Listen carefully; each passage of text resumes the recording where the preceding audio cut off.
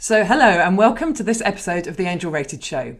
With me today, I have Viv Guy. So, Viv is a born entrepreneur, which I love the sound of that, and she set up her first award-winning business from scratch at the age of 22 and grew it to a turnover of 1.5 million. So, Viv has really learnt what it takes to grow a successful and profitable business from scratch, not once, but 3 times. So, we need to hear about this to start with, Viv. Tell us about yourself, your business, and the business you're doing now, and what this first business was that you grew at the age of 22. Sure thing, Angela. Thank you very much for having me here today. Oh gosh, 22 seems like forever ago. Well, it was forever ago. It's like when you're in your early 20s and you're so self-assured and confident and absolutely clueless, really. So you go into something and not really knowing what to expect. I decided at the age of 22, I'd finished uni. I was working. I'd studied drama and English. I was working with a touring theatre company, and they sat down to do their business plan, and they're like, we want everyone to be involved and have their input. And they were like, what does everyone want to do? And I was like, I really want to work with young people who are like really disengaged, from mainstream education, really sort of suffering with social emotional difficulties, because my mum and dad had fostered. This is where this came from. I've seen a lot of young people come through struggling with mainstream education, but great human beings, but just couldn't kind of focus and concentrate. And they were like, oh, no, we don't want to do that at all. It's not for us. And I was like, oh, okay. And that was it. I was like, I'm going to go out and do something, because there's nobody doing this up in the north, way back when. And so I approached a couple of pupil referral units for young people excluded from mainstream education, and started going in and delivering alternative education classes, sort of really creative based classes, and getting amazing results. And so, referrals, word of mouth within that education networks spread. And lo and behold, my first business was born. And then it grew and grew. So the referrals, and then I started doing a lot of work with young people with additional needs and complex health needs, disabilities, so on and so forth, and doing sort of creative schemes for those young people, and then ended up becoming a specialist college for young adults, 19 to 25, so it evolved to a very creative base, because again, there was nothing for these young people. They were kind of finishing education at 19, and that was it, going into this like black hole. So it was whenever anyone said there's nothing, there's a need and there's nothing, I'd be like, I can fill that, I can help, and so it was always this evolution of helping young people to fulfill their potential, and that's very much what's led me, and what I do today, which is not obviously the same line of work, not with young people now, I work with grown-ups now, and entrepreneurs, but allowing people to really find and fulfill their potential. And that's been the driver throughout everything I do. And I guess the passion that sits behind it all is, helping people unlock what maybe, is inside, or find the way to kind of get unstuck to reach that place they want to get to. So, tell us a bit more then about what that looks like now, what that work is at the moment. So that work now is coaching. So I do a lot of one-to-one coaching. I've got a group program coming out in October time, very much around helping people entrepreneurs, many of them being corporate escapees, who have kind of gone, I'm ready to have more freedom, and high achieving corporate escapees who've gone, yep, I need to stop working 60 to 80-hour weeks. I want to work for myself. I want to do this thing that I'm passionate about. I work with a lot of coaches, with a lot of therapists and people like that. And they've kind of gone, so they've got this vision of this amazing life as an entrepreneur, leave corporate, come into entrepreneurship, and go, oh, it's not quite working as I'd hoped. I love the bit I do, I love my coaching, my therapy, whatever it might be, but the rest of it is hard, and I don't know what's broken, and I don't know how to fix it, and I don't know how to make this thing work, and I don't have departments I can now offload all these tasks to, as I did, when I was a senior manager in corporate. So I very much work with and get dubbed a lot the clarity coach. I'm a high performance business coach.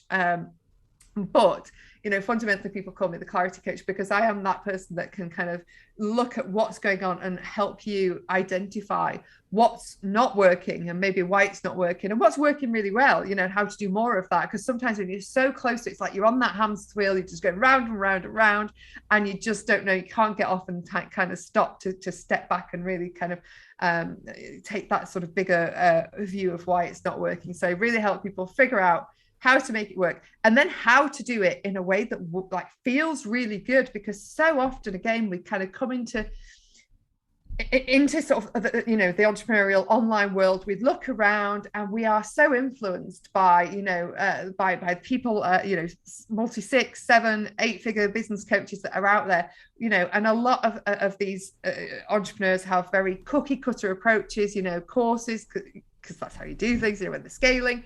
But they, so many people coming into the online world and going, I have to do business in this way. I have to market in this way because that's the only way. And actually, we're very blinkered that we have to do things in a certain way. So I help people realize there are a multitude of ways to do things, and, to actually just take elements of what you like and find what works for you and what feels aligned to you. Because only when people work in a fully aligned way that they actually are going to achieve the results they want, because their energy's in the right place, they are more productive, and it's the way to actually start working a lot less hours. That sounds like the Holy Grail. It sounds fantastic. You just don't see it. For anyone listening, no, go on.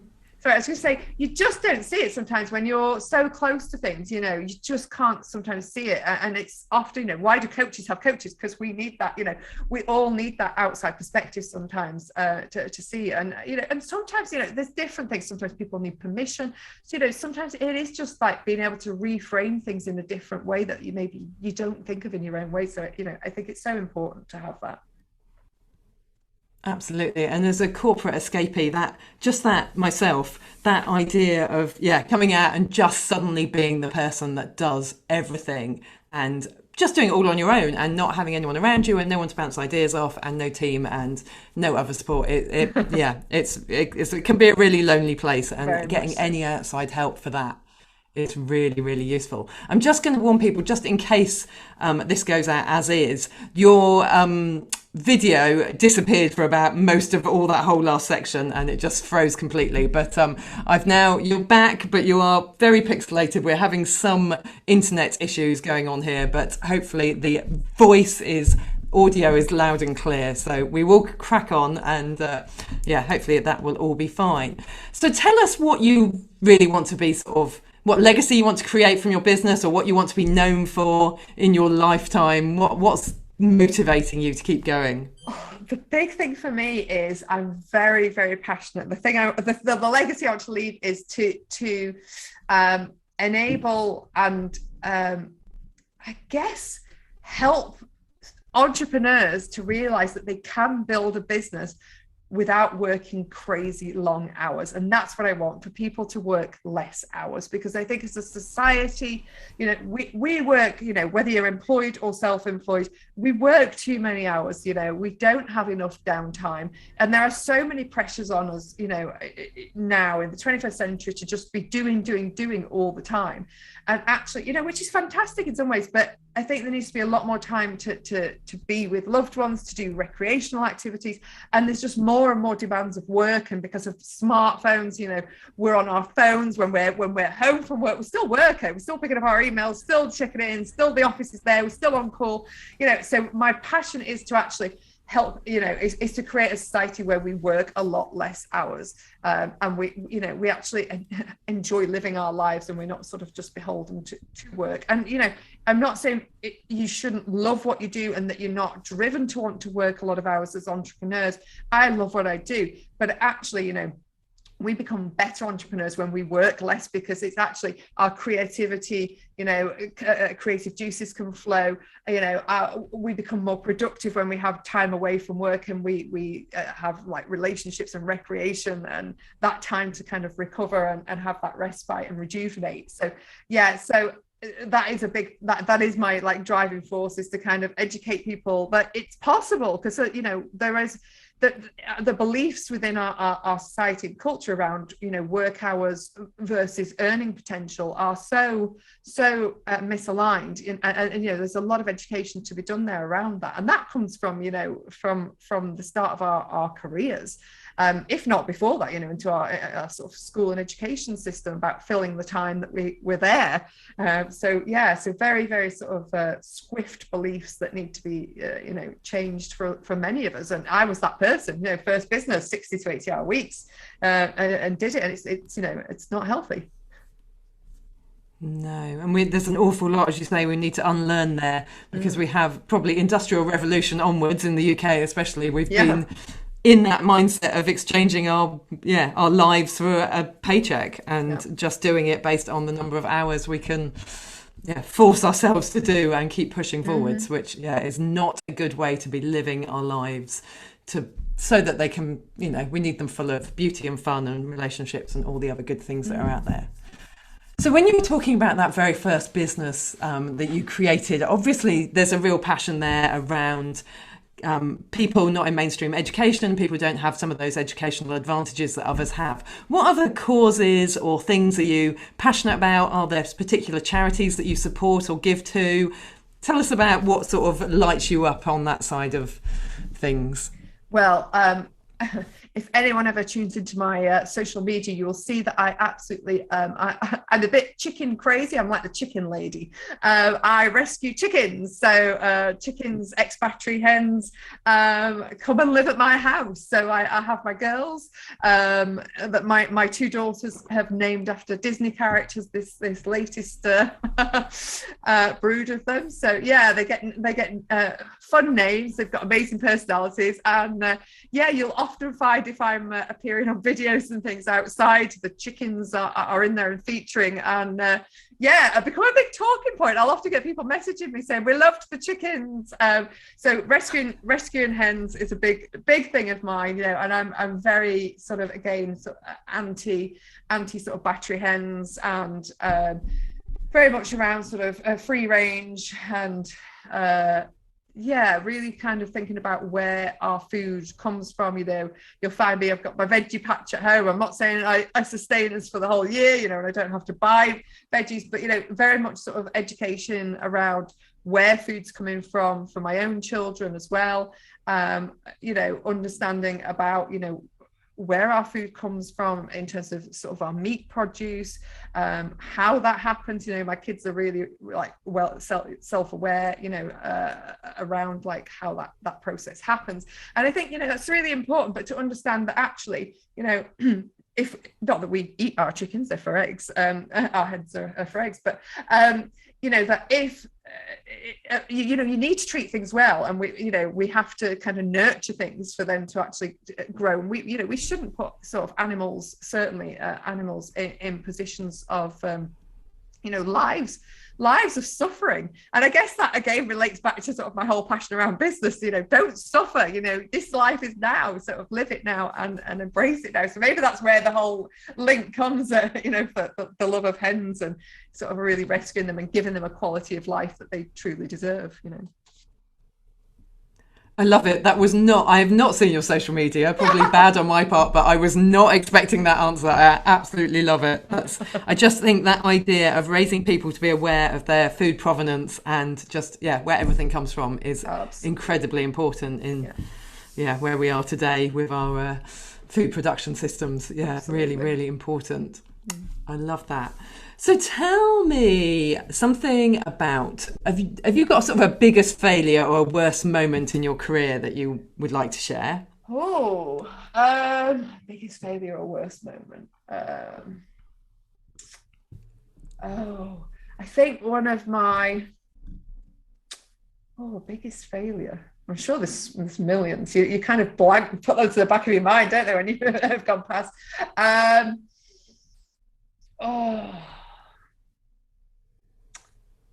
Do you know what? I think I just don't look at things as failures. I see them as learnings. I think that's the big thing. That's probably why nothing leaps out. I think the sort of the biggest moment for me was when I had my kids. I I'd gone from a business that was very much my first business referral based to an online business with my second business, which was brand photography. And I remember like listening to all of that noise in the online world. You must do this, you have to do that. And so I was totally sucked into, you know, I've got to be online. I've got to have my phone literally attached as like my third limb. And I'm not that person, you know. I didn't get my first mobile phone until I was like 20. You know, for me, like phones are kind of functional things. I don't want to be on social media all the time. It's not my jam. But, you know, I felt like I had to be. And I remember, you know, my eldest daughter was saying to me, and she was performing a few years ago and trying to dress up as a princess and going, mummy, look at me, I'm a princess. And I was sat there and I was on my phone. It's going, yeah, look lovely. Haven't even looked up. She came, mummy, no, look at me. Yeah, you look great, darling. And then I looked up and then she said, mummy, look at me. And she pushed my mobile phone down and lifted my chin up and said, please look at me, mummy, I'm a princess. And I was like, whoa. Now that was my biggest moment, like turning point in my life where it was like, that, you know, boundaries, balance, things have got to change. And that was the big moment of actually, you know, there's more to life than just being on call all the time, which I'd spent my entire like first business doing, and then was carrying those same habits and same beliefs into my second business. So that was like a big, you know, I say, you could say it's a mum failing, but again, it was a sort of a mum learning and a massive sort of pivotal moment in my life, really, and very much changed the way I do business.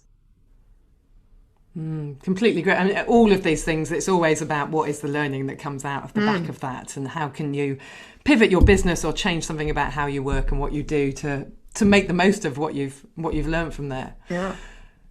So I'm interested, if you weren't doing what you're doing now, have you got another career that you would have pursued? It sounds like you've already done quite a few different things, but do you think, is there anything else out there that you haven't tried that you have always wanted to try? I always joke that I'd love to be an estate agent, but like a high-end estate agent, just because I love going and having a nose round really, really, like I'm talking like amazing multi-million pound and dollar homes. Yeah, I always say I'll probably be bored after a week, but I just love the idea of going and having a really good nose around to the people's houses, you know, those kind of dream homes that you kind of fantasy homes. So possibly an estate agent. But if not, do you know, I always had a part of me that fancied medicine, but I sucked at maths. So I was never going down a medicine route, which is interesting because both my sisters are nurses, actually. So, you know, there's obviously that streak is in the family. But yeah, I did fancy sort of being a doctor at one point. But I said, I'm not sure again, that would be really my true calling. I don't think they get to choose short hours and no, not at all. Balanced lives. Yeah, so my accountability buddy is actually a doctor who's now an entrepreneur with her own business in sort of occupational health and well-being for doctors because, you know, of the stress and the hours that they work and so on and so forth. So absolutely not short working hours. No. So we've talked a bit about some of the sort of causes and beliefs that you have. Are there any other sort of principles or values or ways you live your life that you know, that are really important to you? I really believe that, you know, we living in alignment, and this is a massive philosophy in my business, but, you know, living in alignment and in integrity. So, you know, we're so used to, you know, and you'll know this, Angela, coming from corporate, you know, we set goals very sort of metric, monetary based, like goals, you know, within our society, you know, and people look around, and I was coaching one of my clients recently, and she was like, and you know, she was talking about this next step and that she felt she had to do this because that's what was expected of her. And I was like, but are you happy where you are? Yes, I'm happy. I'm really happy doing what I do now. But I feel that like I'm seen as some sort of failure by not taking another sort of career progression or step. And I think we, you know, we're afraid to actually lean in and listen to our instinct, our intuition, about what feels good and what feels right, because we're so driven to have possessions or to be perceived in a certain way. We're so influenced by the society and our community's impression of us. I think for me, like, really kind of saying I am who I am, and accept me for who I am, or don't, that's absolutely fine. It's something more of us need to embrace, and it's a hard thing. I've been there and I've done it, and actually, life becomes a whole lot more fulfilling when you stop trying to please everybody else and you actually start pleasing yourself, by really tapping into and listening into, what's going on inside. And I sound very woo, and I'm not. I'm a very strategic, very, very practical person. But I, absolutely 100% believe that, to be productive, to achieve and to succeed, we have to really follow our instincts and our intuition, because that's, as I said, when our energies align and we're productive and we're in flow, because there's only so long that you can, go at, corporate careers, for example. How many of my clients come to me having totally burnt out and had like major health issues as a result of kind of pushing and doing and being very good at what they do, but it's really not aligned with them, in the way they want to live their lives in the long run. So I think that's the biggie for me is, listen to your heart, if you want to put it in that kind of way. It's interesting how, especially people who've come from corporate, there's sort of that, people always say sort of like, oh, I'm really, practical and strategic and non-woo, and then talk about loads of really quite spiritual things. And we all do it, and we're sort of merging them all and sort of bringing some of the woo into the more practical mainstream, which I think is exactly what's needed. So I do too. That's amazing. So tell me, is there one thing you wish you'd known when you were first starting out in what you're doing? Or one thing that you want other people to know?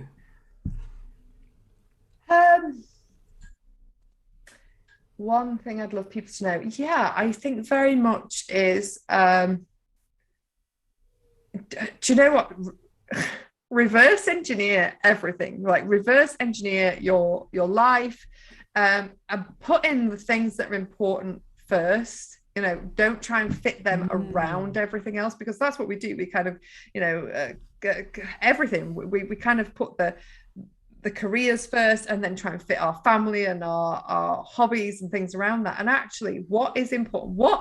What's going to bring you joy today? It's a journal prompt I found. What would bring me joy today? And sometimes I'm like, hell, what would bring me joy today? When I know that I've got X, Y, and Z on my plate. And actually, do you know what? Just think about what could you build in? And it doesn't have to be like, I'm going to go for a 4-hour, dog walk or anything like that. It could just be, I'm going to spend 5 minutes, on the phone to a friend I haven't spoken to for ages, or I'm going to spend 5 minutes painting my toenails because it's going to make me feel good, or whatever it might be. But, really sort of design and build that into your life. Give yourself, and design your business and build your careers around that, and have those as non-negotiables, because again, we form habits, don't we? And if we get into these routines of kind of going, I'll do it when, I'll do it in 5 years, 10 years, or when I've made X amount of money or reached this, goal.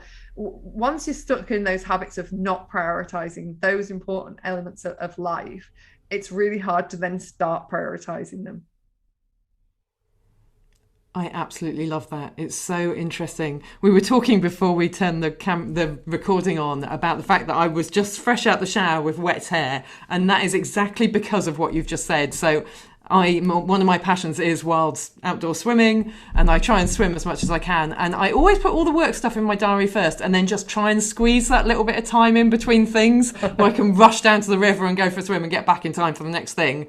Obviously I didn't time it very well today, but it's absolutely right. I mean, if I reverse engineered that and put in clear times to do that first off, and then built the work around that, then it would work just as well, and it would be less stressful and more enjoyable. So absolutely true. So before we wrap up, is there anything else that you'd like to share with listeners? Anything else about your business, or what you're up to?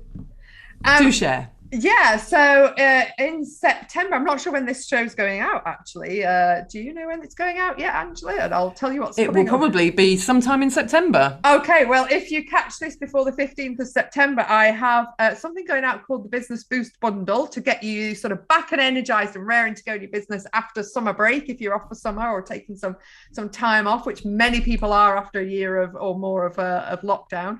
And this is an amazing sort of partnership approach of some of the most amazing entrepreneurs I know from across the globe who have all contributed free resources, trainings, workshops, courses, and so on and so forth into this amazing bundle. It's worth thousands of dollars.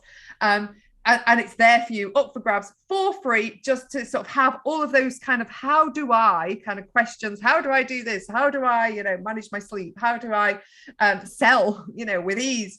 All of those kind of things are in this bundle for you to grab and get hold of, kind of find some amazing people out there. So that's coming up in September.